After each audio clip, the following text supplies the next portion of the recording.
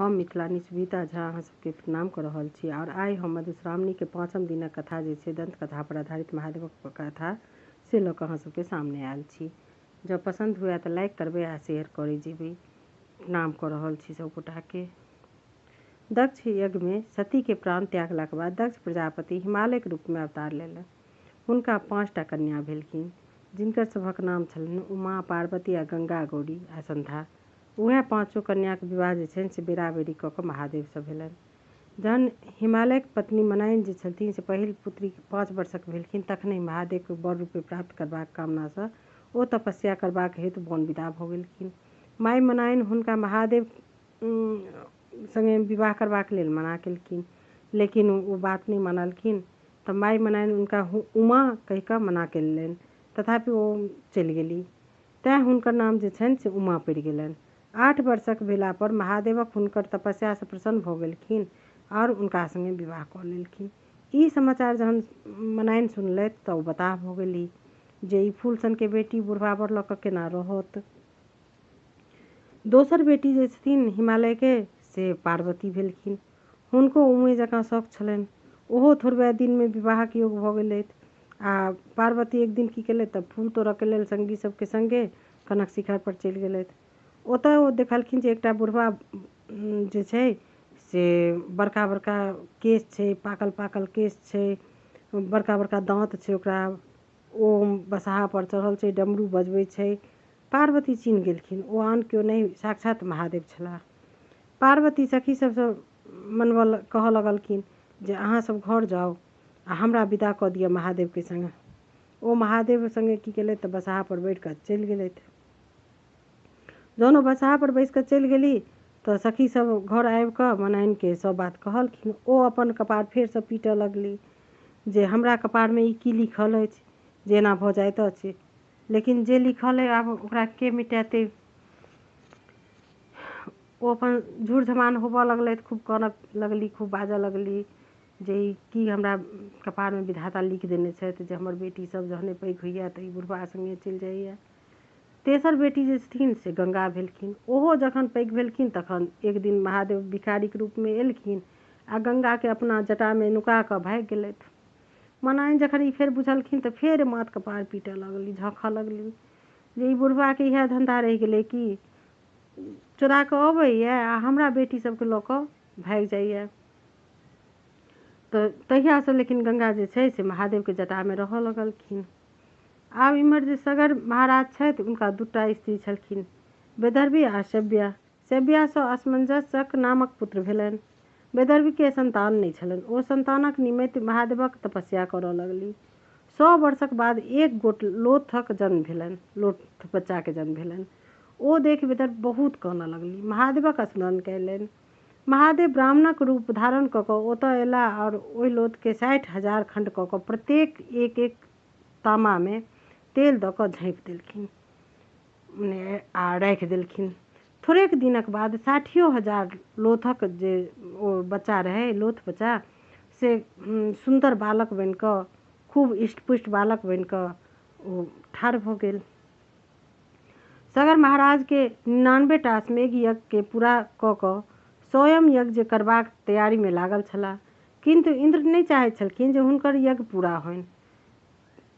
ओ हरेक बेर बाधा देबाक कोशिश करै छलखिन हैं, कारण जे 100टा अश्वमेघ यज्ञ कऽ लेता ओ व्यक्ति शतऋतु जे इंद्र छथिन तिनकर स्थान लऽ लेथिन। तैं ओ कोनो ने कोनो विघ्न जे छै, बाधा छै, उपस्थित कऽ दै छलखिन। अश्वमेघ घोड़ा के छोड़ल गेल, जकर रखवार राजा सगरक जे उएह 60,000 पुत्र छलखिन से भेलखिन। इंद्र अपने छल सँ बल सँ घोड़ा लऽ कऽ भागि गेलखिन। सगरक जे 60,000 पुत्र इंद्र के खेहारलनि आ ओ लोकनि घोड़ा के तकबाक हेतु पृथ्वी के कोड़ैत आगू बढ़ि गेलाह। अंत में घोड़ा के कपिल मुनि के आश्रम में बान्हल देखलनि। कपिल मुनि जे तपस्या करैत रहथिन, एकदम तपस्या में लीन रहथिन। उनका जे सगर के बेटा सब छथिन से हुनका चोर बुझि कऽ खूब मारलथि। मुनि के तपस्या जे छै से भंग कऽ देलखिन। हुनकर जे तामस छनि, हुनकर जे क्रोध छनि, ओ क्रूर दृष्टि सँ 60,000 राजकुमार जे छै से ओही टाइम तत्क्षण जरि कऽ भस्म भऽ गेलखिन। राजा के यज्ञ अपूर्ण रहि गेलनि। सगर महाराज शोकाकुल भऽ कऽ मरि गेलाह। राजकुमार लोकनिक अपमृत्यु भऽ गेल छलनि। हुनका लोकनिक सदगति उपाय पर विचार करबाक हेतु ज्ञानी लोकनिक के सभा बैसल। सभा एहि निष्कर्ष पर पहुँचला जे यदि गंगा वैकुंठ सँ पृथ्वी पर आबि जेती तऽ हुनका लोकनिके जे छाउर छनि तिनका सबके डुबा कऽ आ पवित्र कऽ देथिन आ सदगति के प्राप्त भऽ जेता ओ सब। एहि तरहे हुनकर जे छै से बेमात्रे भाई जे छथिन असमंजस तपस्या करैत करैत मरि गेलाह। हुनकर जे बेटा दिलीप सेहो लाख वर्ष धरि तपस्या केलथि, उपरांत ओहो मरि गेलाह। दिलीपक जे बेटा असमन सेहो तपस्या करैत मुइला। तखन हुनका बेटा भेलखिन भगीरथ, ओ तपस्या करऽ लगला। हुनका तपस्या सँ विष्णु भगवान प्रसन्न भऽ कऽ हुनका गंगा के वैकुंठ में मृतलोक अनबाक लेल अनुमति दऽ देलखिन। गंगा के एकाएक पृथ्वी पर उतरि गेला सँ पृथ्वी में जे छै से जलमग्न भऽ जायत, धसि जायत पृथ्वी। तैं हेतु महादेव जे छै से हिमालय के ऊपर जाकऽ ऊँच चोटी पर चढ़ि कऽ अपने जे छै से अपन माथ पर उनका उतारि कऽ आ जटा में समेटि लेलनि। हुनकर जटा सँ निकलि गंगा हिमालय प्रदेश के जे दहबैत आ विदा भऽ गेली। जखन जाह्नवी ऋषि के मुनि आश्रम पहुँचली तऽ ओहो दहाय लागल। ओ की केलथि, ऋषि की केलथि तऽ गंगा के उठा कऽ पी गेला। ई भागीरथ लेल जे छै से जटिल समस्या भऽ गेलनि, बहुत कठिन समस्या भऽ गेलनि। लेकिन ओ बड्ड साहसी, बड्ड गुणी, बड्ड मेहनती बालक रहथि। ओ मुनि के सेवा में लागि गेला। अंत में मुनि एहि शर्त पर गंगा के छोड़लथि जे गंगा अगर हुनकर आइ सँ बेटी के हेथिन तहने ओ गंगा के आबऽ देथिन। ओहि दिन सँ जे छै से गंगा के नाम जाह्नवी सेहो पड़ि गेल छनि। गंगा द्वार सँ होइत हरिद्वार एली। भागीरथ हुनका आगू आगू उम्हर गेला जिम्हर हुनकर पितर सभक छाउर छलनि। गंगा सबके दहबैत डुबोबैत भागीरथ के पाछू पाछू चलैत चलैत अंत में ओहि महाविशाल खाधि में खसली जकरा सागरक जे 60,000 पुत्र अश्वमेघ घोड़ा तकवा में खुनने छलथि हैं, तें आब ओ सागर कहबैत अछि। एहि तरहे गंगा मृतलोक में आबि सागरक 60,000 बेटा के जे छै से सदगति देलखिन और भागीरथक के जे परिश्रम छै ओकरा ओ सफल बनेलखिन। इम्हर जे सतीक मृत्युक बाद महादेवक संसार सँ विरक्त भऽ गेलनि मोन। कोनो निर्जन स्थान में तपस्या के लीन भऽ गेला। हुनका संसारक कोनो सुध नहि रहलनि। एहि बीच राक्षस सब उपद्रव बहुत बढ़ि गेल छल। ओहि में तारकासुर परम पराक्रमी भेल छल। ओ तपस्या के बल पर ब्रह्मा के प्रसन्न कऽ वरदान मंगलक जे हमर अमर रही से वरदान दिअ। ब्रह्मा कहलनि जे ई तऽ असंभव अछि, जे जन्म लेलक तकर तऽ मरण अनिवार्य छैक।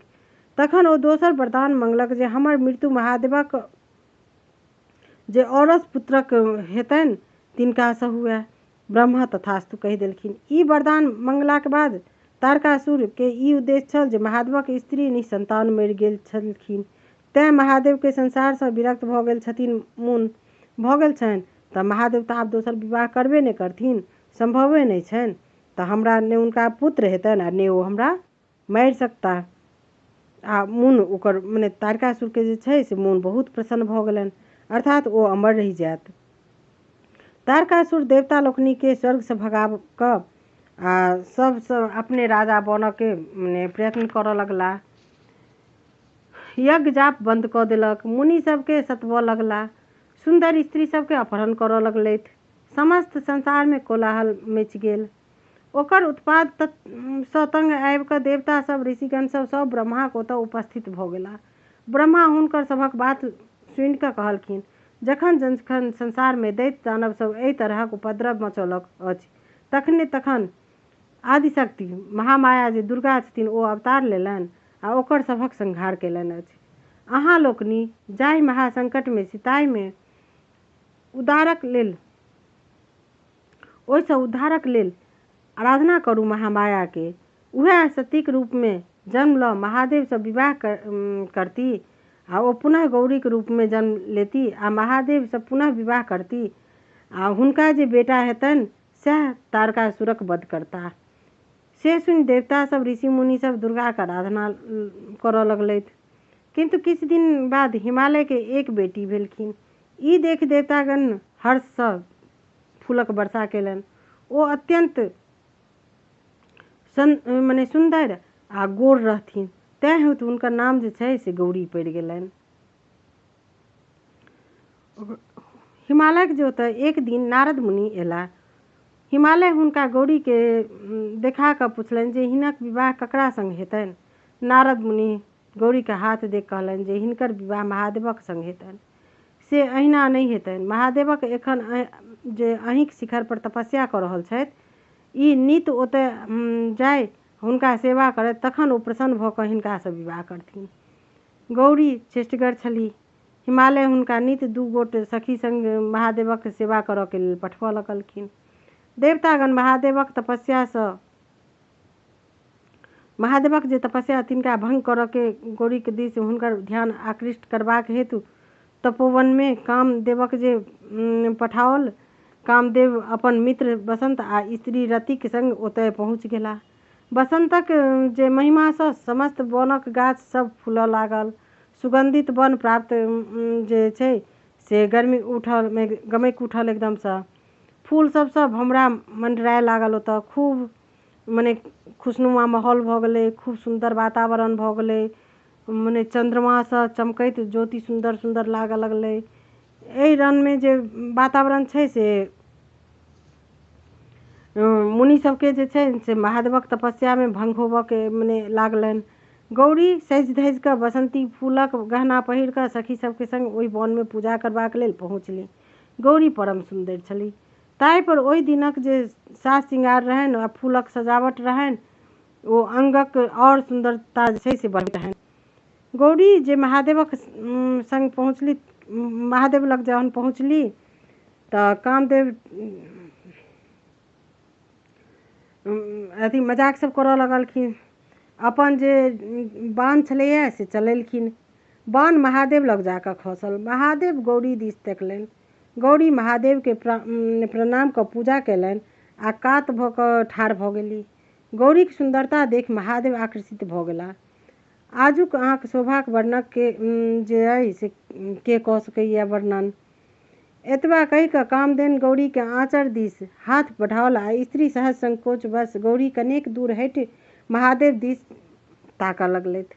महादेव जे छै से मने खूब सुख भोग करबाक लेल छटपटाए लगला। तखन महादेवक जे एकाएक ध्यान में आयल, यदि वह एना काम तुर भऽ जेता तऽ आन की करत। इम्हर उम्हर ताकि कऽ और बाजऽ लगला और झाड़ी में नुकायल कामदेव के देखऽ लगलनि। हुनका बड़ तामस चढ़ि गेलनि जे क्रोध सँ हुनक त्रिनेत्र जे छै से खुजि गेलनि। कामदेव जरि कऽ भस्म भऽ गेला। रति अपन स्वामी के भस्म होइत देख मूर्छित भऽ गेली। होश भेला पर ओ करुण विलाप करऽ लगली। देवता लोकनि रतिक दशा देख कऽ महादेवक ओतऽ गेला आ कहलखिन जे एहि में कामदेवक कोनो दोष नहि छलनि। ई हुनके सभक प्रपंच छलनि जे महादेव के कहुना गौरी दिस आकर्षित भऽ हुनका सँ विवाह करथि, तखने तारकासुरक वध हैत आ सब उद्धार भऽ सकैत अछि। महादेव कहुना रतिक स्वामी के जीबाक उपाय कऽ दियौ, मने देथुन। तऽ महादेव कहलखिन कामदेव मुइला नहि, मात्र हुनकर शरीर जरलनि। हुनका एखन ओ शरीर प्राप्त नहि हेतनि। समुद्र में शंबर नामक जे दैत्य अछि, रति ओतय जाय, एखन ओकरे संग रहथि। द्वापर में श्री कृष्णक जे बेटा प्रद्युम्न हेथिन, जन्म लेथिन। जन्मैते शंबर हुनका उठा कऽ अपन नगर लऽ कऽ जाथि। रति के ओतहि प्रद्युम्नक रूप में कामदेव भिड़थिन। जखन ओ पैघ हेथिन तखन शंबर के मारि ओकर धन संपत्ति सहित रति के द्वारिका लऽ जेथिन आ रति सँ विवाह कऽ सुख विलास करथिन। ई बात देवता लोकनि के कहि महादेव अंतर्ध्यान भऽ गेलखिन। रति शंबर के जे छै से ओतऽ सँ आश्रम लेबाक हेतु विदा भऽ गेली। कामदेव सँ पूर्ण मिलनक प्रतीक्षा करऽ लगली। प्रणाम कऽ रहल छी सब गोटा के। अगर नीक लागे तऽ शेयर करबै और लाइक करबै। कतौ त्रुटि भेल होइ तऽ माफ करबै।